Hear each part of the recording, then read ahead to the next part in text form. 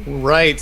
Hello, everyone, and welcome to round number one of our new player tournament. This time we are going to have Stonberg, Funnyman, Galoy, and Atlas, and once again, King Morgan is going to be joining me for this broadcast. Hello. So, Morgan, what are you seeing around this map? Because I haven't had too much of a chance to look at it just yet. Well, we got a glass colony, Chinese colony.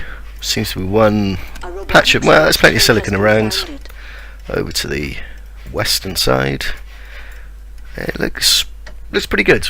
A lot of resources. Water may be a little bit short, but well, and iron is seeming particularly awkward here. Like, there's only left, it looks like, that one patch in kind of that southeast corner, which is, of course, very far away from everything else on the map, so yeah, it's going to be difficult.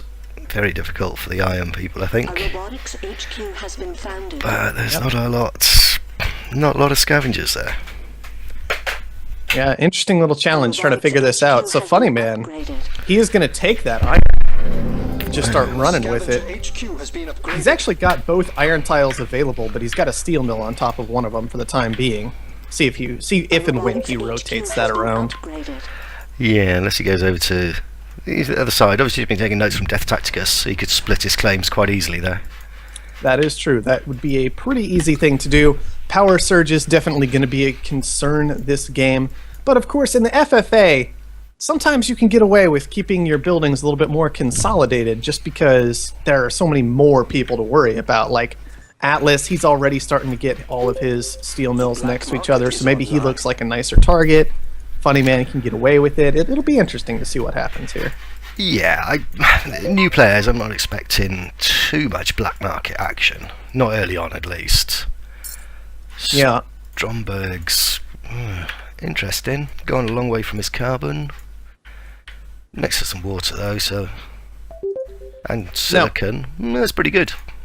I am pleased to see, I want to point out, that 4 new players, relatively new players at least, we do seem to have pretty reasonable starts. Galoy, in particular, working off that high starting chemical price, using his scavenger advantage of being able to move into those refineries quickly. That's going to be a lot of money in his pocket, and nobody has gone for straight life support on HQ1. No, I think even though you say new players, I think they're reasonably experienced. Yeah. And know their ways around. Robotics HQ has been upgraded. Now, that said, I am a little concerned about Stonberg in the corner here. He wasn't really left with a whole lot to work with, given that he was the last to found, but he is struggling, it seems, to be able to push to that HQ level 2. Yeah, there he goes. He's just a little bit short of carbon. I mean, there are a couple of low carbons he could take. And dry ice everywhere. Yeah, but you can't really rely on dry ice, can you? It's not amazingly good. It's not. I mean, he's got the high carbon already, so I think maybe using dry ice to supplement that could work out okay for him, but it is going to be a little bit of an awkward game for him regardless. He's going to have to push this pretty late, I think, to have a real good shot at it. Just because his start is going to be so slow and so difficult. Yeah, and he went for an early wind turbine as well, which is going to set him back. I mean, that's 180 odd, is it? Oh no, 80 carbon. Yeah, 80 carbon on that still for whatever reason instead of 100. But still, 80 carbon at HQ1, that's half your upgrade. Yeah, it's really setting you back. Really setting you back, but there we go. Galios has moved into a 3rd chemical lab. 3 carbons. Yeah, I'm a little nervous about the triple lab, but frankly, his carbon should just be so strong this game that I think he'll be okay anyway. I wouldn't have gone for the triple lab here. You can see that it's running out pretty quickly in terms of how much money it's actually making. He's consuming a lot more carbon. Carbon's already expensive. He's driving up that fuel price. I think there were better ways to approach this, but his carbon is going to be so good because of Stonberg being in such an awkward situation that I honestly don't know if it's going to matter. No, he's going to benefit definitely from high carbon price. I mean, once he transitions out the chemical labs, then he's got a nice little market to sell his excess down in. One thing that I am slightly worried about the robotic player Atlas taking a 2nd silicon. Yeah, 2 silicon this early in a game with double robot. I think I understand where it's coming from with those warehouses in play, especially, and we've actually had a 6th one added since the start of the game, but I am concerned about it. 2 silicon is an awful lot, especially so far away from your HQ. It's the shipping as well. I mean, I bet he's paying. Well, we could look, can't we? Let's see what's he. He's paying 1.2. Yeah, he's paying about 2 units of electricity for shipping all of that. It's not profitable. Not profitable at all. Yeah, I mean, that said, Atlas is the one who's managed to push to HQ level 4 already, so that steel has been working out well for him thus far. That's pretty good. I mean, if you can beat a scavenger to level 4, then you're doing something right. Well, I mean, he is a robot. They're both pretty fast about it, but I'm a little bit concerned about Atlas' debt. It's starting to creep up a little bit, even as a robot. You got to watch out for those interest ticks in particular. Yeah, it's gonna be painful when it ticks. The other robots moved into an optimization. It's funny, man. Optimization center at level 3, or just a hologram? Yeah. That is an optimization center. He's got it hologrammed as well, so it's looking like a solar condenser right now. That's a bold move. I'm not sure. Well, I suppose he's HQ4 now, so it's not too bad, but there's not a huge amount on the map. Well, I suppose if he went into fuel or food, he'd do okay. This first auction, what kind of crazy price are we going to see? Yeah, Stromberg's struggling, isn't he? Yeah, 18k. I think that's pretty reasonable in a lot of ways. He is not in a good spot. He needs something to pull it back. I like what he's done with what he has. He moved into some food, trying to make money off that. He moved into glass, which is an especially nice move in my opinion, considering how much silicon Atlas was pulling in. But he does have silicon adjacent to his base as well, so... That's true, and he can easily get into that himself. He already does have one little quarry available. Yeah, which will take the edge off the price for him, I think.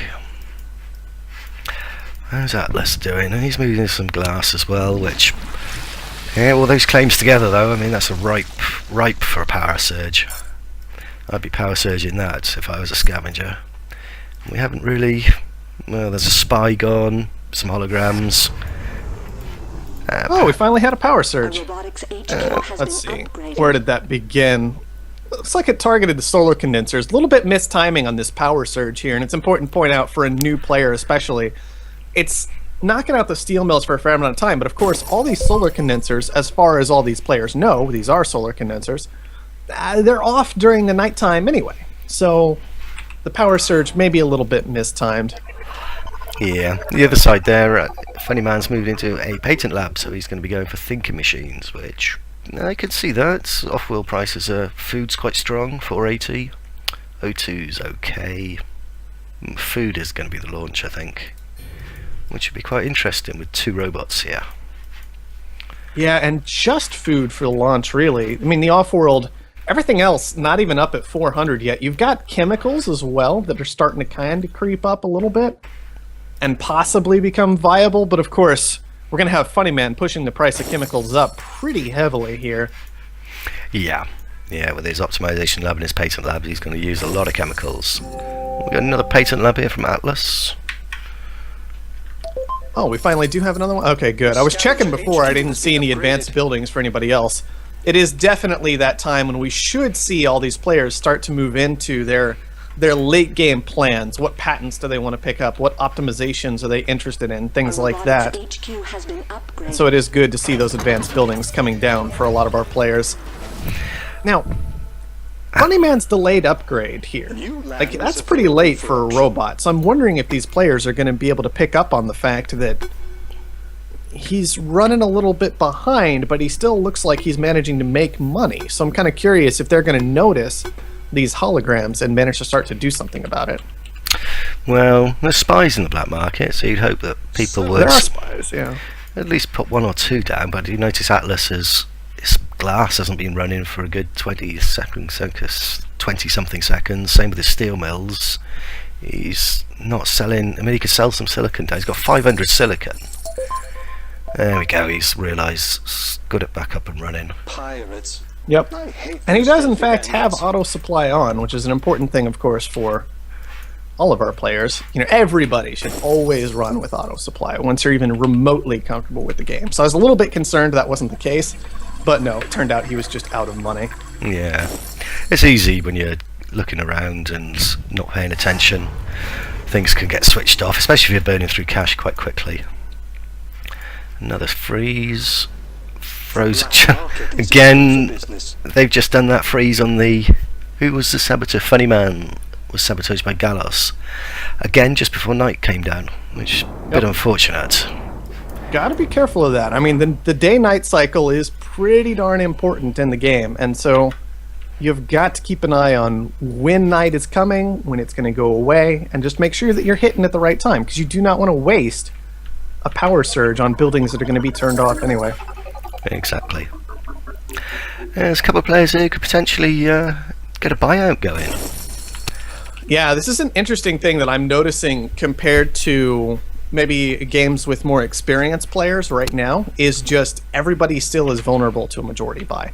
Literally everybody is HQ 5 except for Stonberg, and everybody has not bought one single unit of stock yet. And so I'm curious if we're going to start to see some aggression soon, or if it's going to be more defensive play immediately out of these players.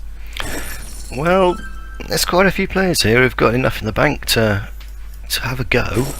I mean, Stonberg is looking like a good target. Share price is quite low, still at level 4, hasn't got a lot of cash. He's an easy target, but is he a valuable target? That becomes the question, right? Would you rather take out Stonberg, or maybe pick up someone like Funny Man if you can pull it off? He's got some cash, but not a huge amount. He keeps investing it. He keeps moving around. I think you've got to be realistic. I mean, if you majority buy, really, you're lucky to get your share price up. Give yourself some breathing room. How could one refuse such a wonderful It's plot true. of That is one of the primary advantages to a majority buy. I'm just always greedy. I want to take out the strong person, personally. Yeah, but unless you've got all the cash in the bank, then it's sometimes risky, isn't it, to start a fight with somebody and who may well secure themselves, and then you've painted a big target on your head. It definitely can be a little bit risky at times, but hey, play to win, right? So we do have off-world markets down at this point for Funny Man and Galios. Those are the only ones that I'm seeing. Stonberg still kind of... We talked about his weak start, and he's still back at HQ4. Things just not looking pleasant for him. No, he's struggling. If I had to put money on someone... It's very interesting that Funny Man and Galios, they're making more bold plays than Atlas is. Atlas chose to defend himself, but this means that long-term, he hasn't made that investment into the valuable off-world market. And on top of that, a large number of his buildings are losing massive amounts of cash right now. He's having to scrap out of these blast kilns very quickly. And so, if I had to put money on someone at this point, I think it has to be Funny Man. He's got no debt. He's got that off-world market online. It is defended. On top of that, he has a spy on Galios' off-world market. Ah, that's a good move. That's a very good move. He's going to know exactly if that's defended or what the score is. And it's not defended, is it? No, it's not. Absolutely not. He's relying on that hologram to protect it. Doesn't want to spend the 30k on the goon squad. That's been getting driven up like all game very, very effectively, especially by Funny Man. But we've got 2k dynamite. Exactly. And 2k dynamite. And this is exactly what we expected to see this game, realistically, right? Oh, We've yeah. seen, what, like 3 power surges, maybe 1 or 2 pirates. Like 2 spies have been purchased this game at all, I think. Oh, yeah, black market's been completely underutilized. Completely underutilized. I mean, to be honest, I think Funny Man, when we look at the stats later, I think we'll probably find Funny Man's had most of the black market down on his head. Alright, well, Galios managed to start using that black market. He got a couple of spies and hit a network virus onto Funny Man. But how easy is it going to be for him to abuse that? We saw him dip down into D levels of debt for a moment there. Yeah, he's had to turn his farms off because the water. He's not bringing enough water in at the moment. Which... A scavenger HQ has been upgraded. Well, water's okay again for the moment, so he'll want to get those turned back on, I would imagine. Although it looks like he's instead transitioning into some chem refineries. Yeah, I'm not sure if I like that. Nothing stops productivity quite like an electromagnetic pulse. I am curious. Yeah, Funny Man does not have a lot of water coming in.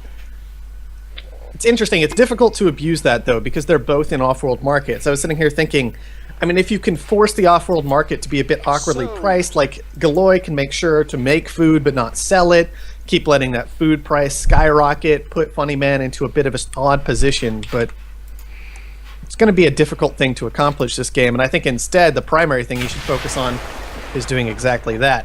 Yep. Take that off-world market down, but he has got a second one under construction.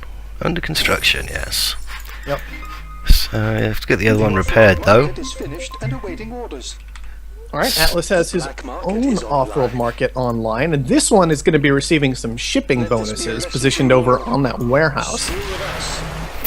Next to those warehouses. Finally, the dynamite lands from Funny Man. That should have happened about, 6 years ago at this point, but... Yeah, and he had a spy on there, though, didn't he? And he still... Was he the one that used the virus? Let's see.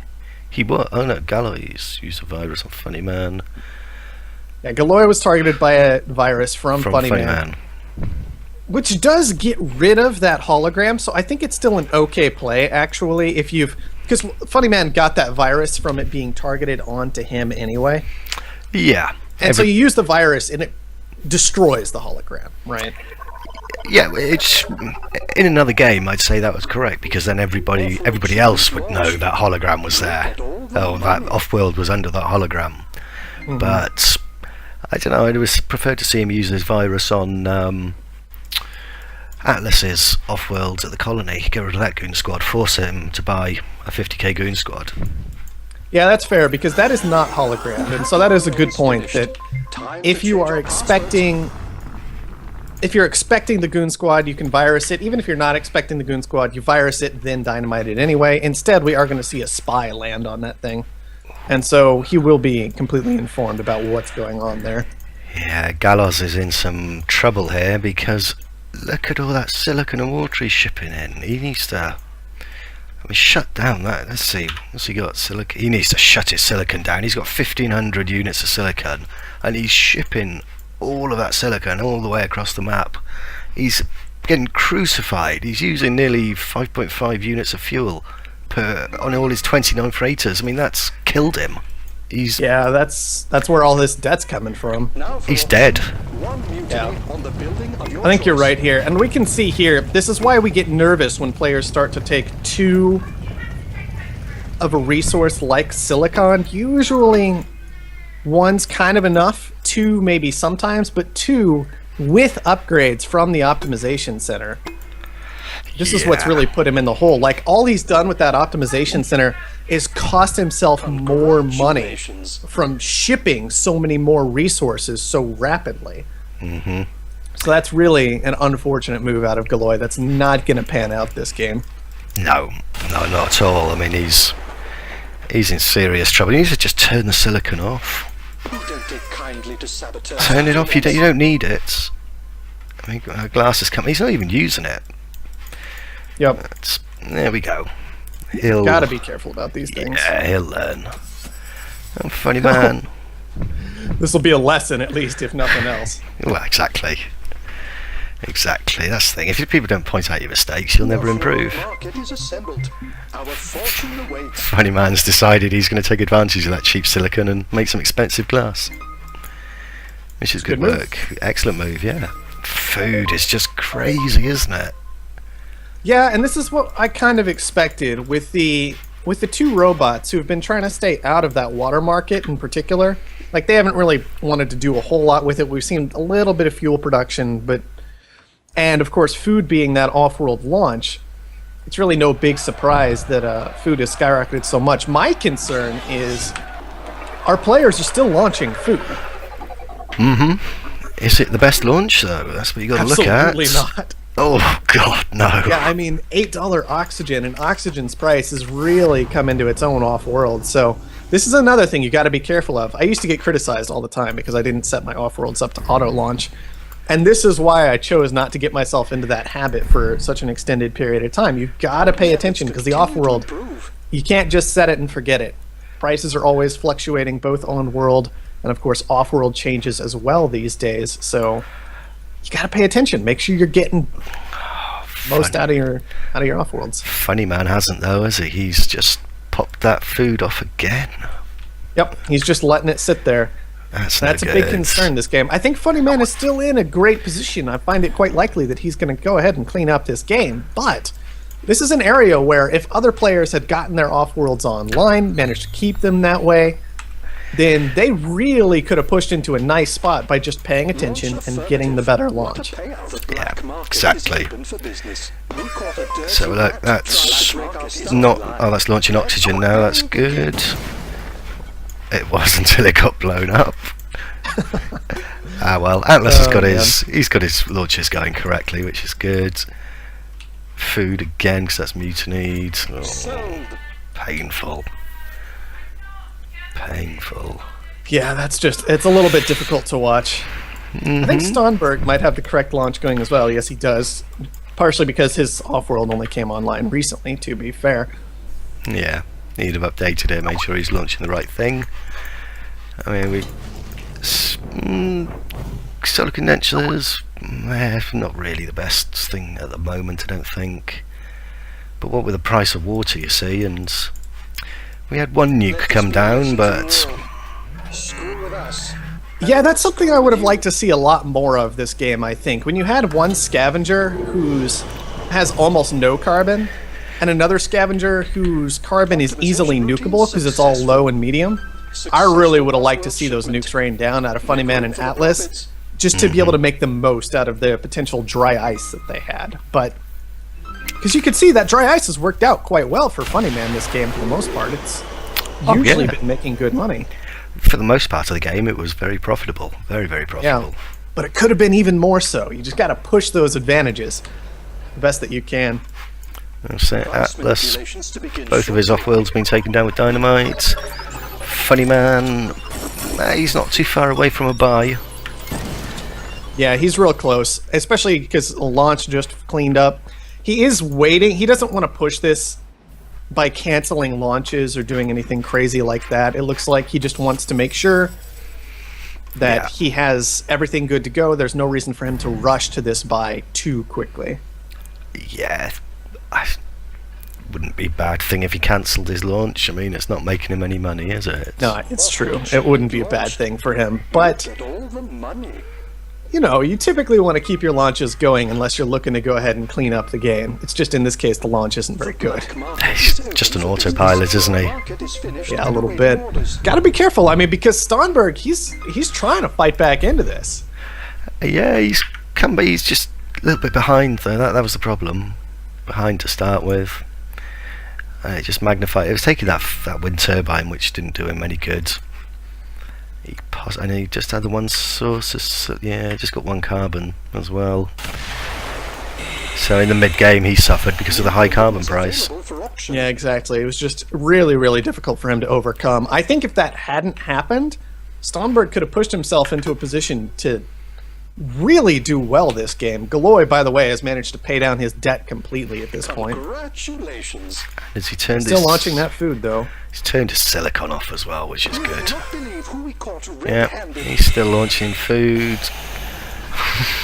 Stonberg is our only player with food upgrades right now, by the way. I do want to point that out. Like, Funny Man really needs to take Stonberg out, because if he doesn't, if he didn't do that, then Stonberg, I imagine, would actually just run away with this entire game.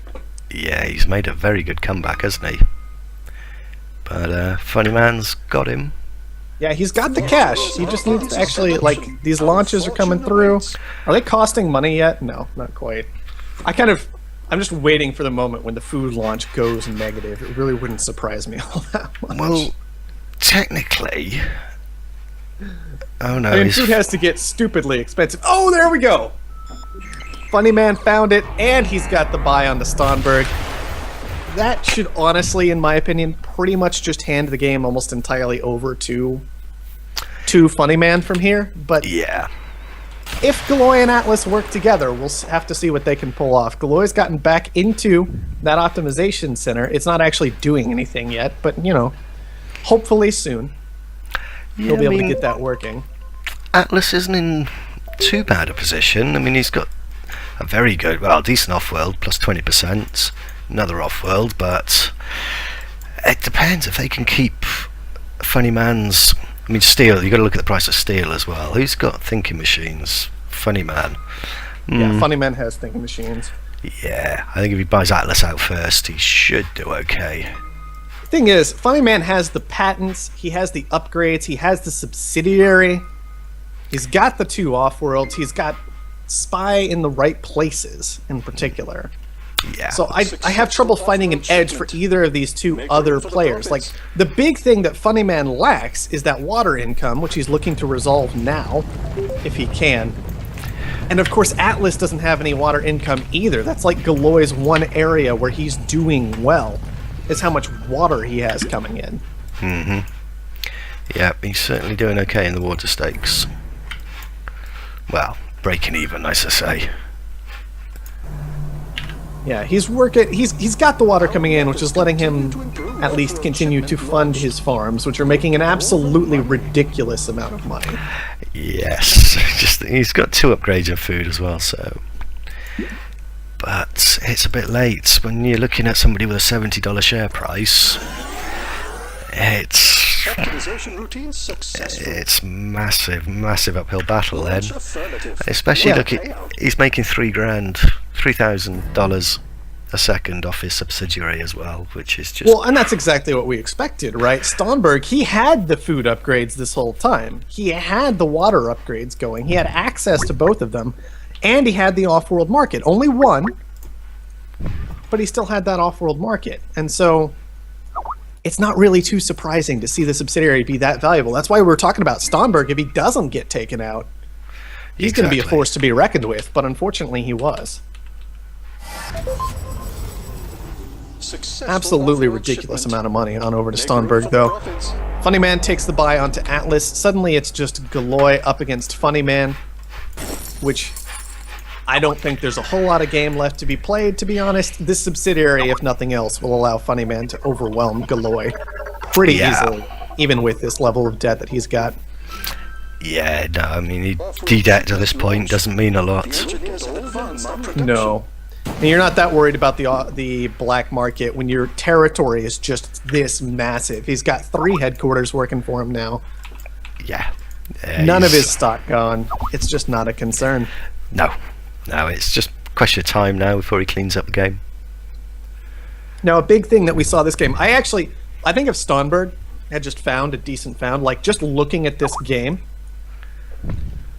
I almost want to call Stonberg like The black market is online. best player in this group in terms of actually playing out the mid and late game. It's just that getting on the ground and getting off the ground, so to speak, was so exceptionally difficult for him. He couldn't show that off at all.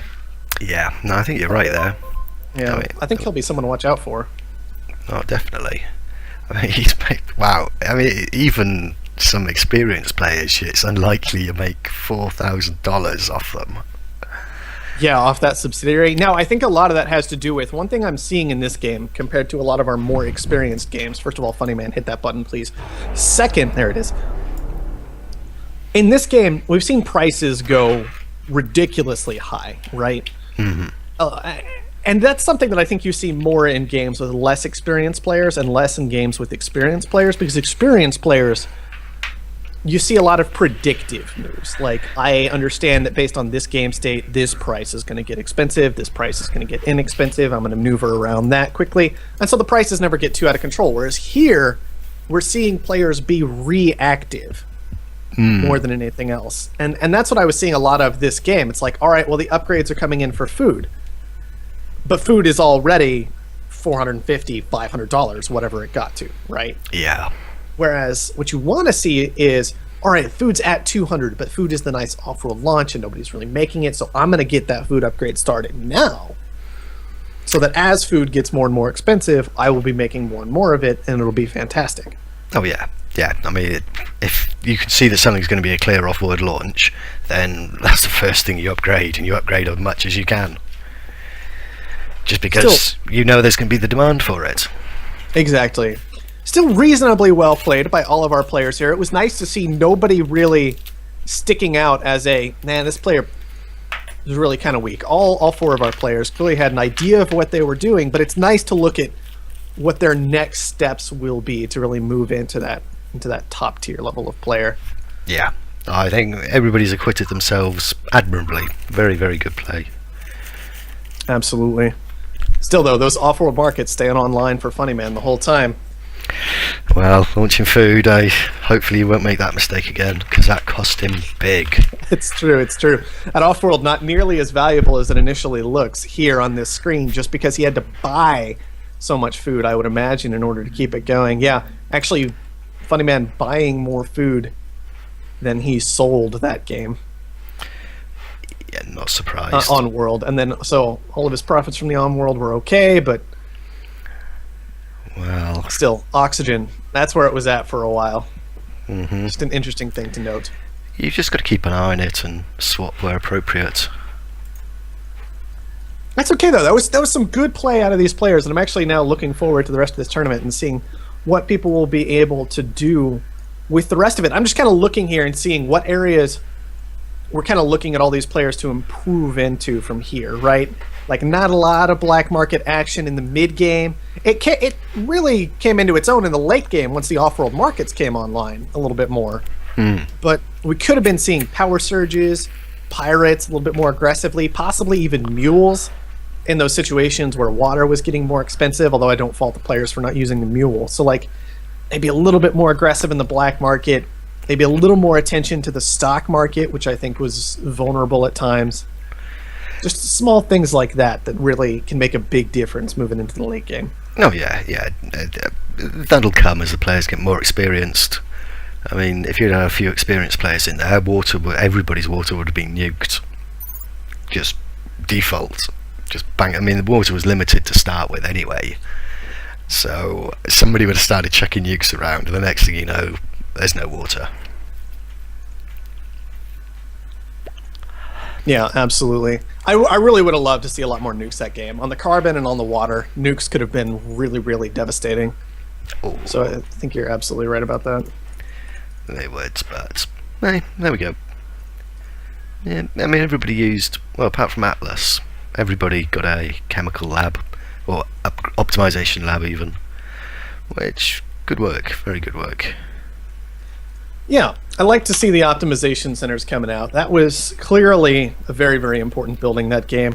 Honestly, Stonberg's optimization centers are arguably what let Funny Man just roll over everyone in the later portion of the game. Mm-hmm. Managing to get a hold of that valuable player. Oh god, yeah, he was making a killing off them at the end. Absolutely. I mean, it was over 400 per share. That's just... I'd like that. I'd be happy with that with my sub. Oh yeah, that's a subsidiary you want to have for sure. So I'm looking at it. I mean, Stromberg for business net revenue, he was 820 odd K. I mean, Galios, who was doing really well, was only 500k. So it shows you the power of getting your optimizations at the right time. That's very, very true. I mean, we've been talking a lot about kind of some of the things players have been doing wrong, some of the things they've been doing right, which I'd like to focus on a little bit more, because we talked about how all those players were clearly doing reasonably well that game. So in particular, I'm trying to think, what were we seeing out of them that was good, where we were seeing focus on those upgrade resources quickly, pointed out that none of them were making life support initially, so that was super important. Good use of holograms and very quick off-world markets. Yeah, holograms were solid. Goon squads were mostly solid, which was good to see. I really liked Galois' opening. He was clearly paying attention. Oh, those move into chemical labs was, it's just a shame he went into that third one. That kind of just killed it. Yeah. You just use too much carbon when you go into that third one. Yeah, too much carbon, too much fuel. You just kind of flood that chemical market. That's the thing you got to pay attention to when you've got an expensive resource that doesn't have any pressure, right? Because that's what Kim's started as that game. They were an expensive resource, 160, but there was no pressure pushing them further up. So it was always just going to be a short-term, quick little profit. And typically in that scenario, you don't want to commit the 3 claims, the 3 buildings, to that sort of thing. Yeah, he needed to come out of them a little bit quicker. But it was good foresight to go into them. Go in for, I don't know, HQ, maybe till HQ3, and then out into food was good. There's a point there where food had risen and chemicals were dropping, and he should transition into food a little bit earlier. And Yeah. that would have been. But that's kind of what it is consistently for these players, right? Is they had good ideas. It's just tightening up the execution, but you could see the ideas were in the right place, right? Like taking definitely. silicon so I can get glass because there are warehouses that game, going into the chemicals, transitioning into food, all kinds of little details like that were correct, and it's just really tightening that up and getting the timing down Yeah. was kind of the next step for these players. Oh, definitely. There's a lot of potential there. Yeah, so I'm looking forward to seeing the rest of the tournament at this point.